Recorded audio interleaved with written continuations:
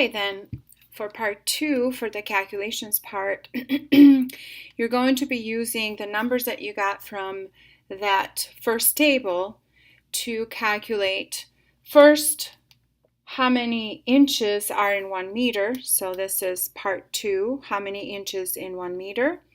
And here you're going to be using, so writing down the number of inches,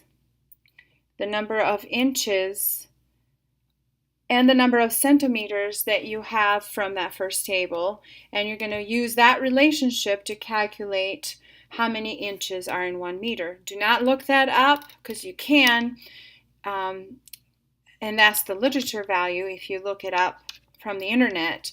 But I want you to calculate, and please show your work because you will not get any credit otherwise. Show your work when you calculate how many inches in a meter by using the inches and the meters or centimeters that you measured from part 1. You will do the same thing for part 3 and 4. You measured how many milliliters are in 1 cup. So write that down from the table, then use this value down here to calculate how many quarts are in 1 liter.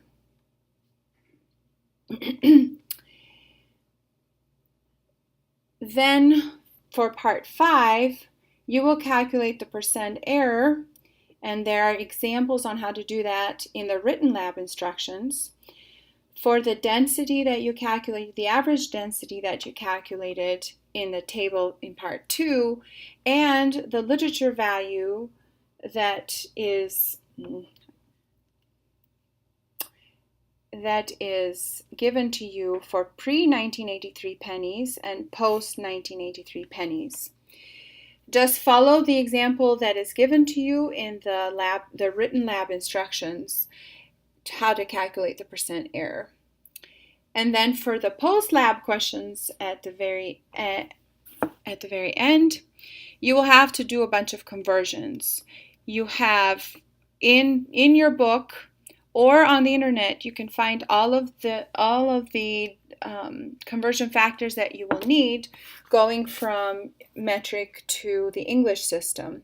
Once again, please show your work for all of these, otherwise you will not get credit for it. I don't just want to see an answer there, I want to see how you did it. That also allows me to give you partial credit, because if I see that you have set it up correctly, then I can give you some points, where if you have just an answer and it's wrong, then I will not give you any points at all. So that will be a rule for all the labs that you will do in this class. You will have to show your work. Otherwise, even if you get the correct answer, you will not be getting any credit. Please don't hesitate to email me with questions if you have questions, if you get stuck, or if you just want to see if you've done something right, a calculation right, and you want to double check, and I can do that for you. And if you are correct, I will tell you. If not, I will try to point you in the right direction. So don't hesitate to ask questions. All right, good luck with this.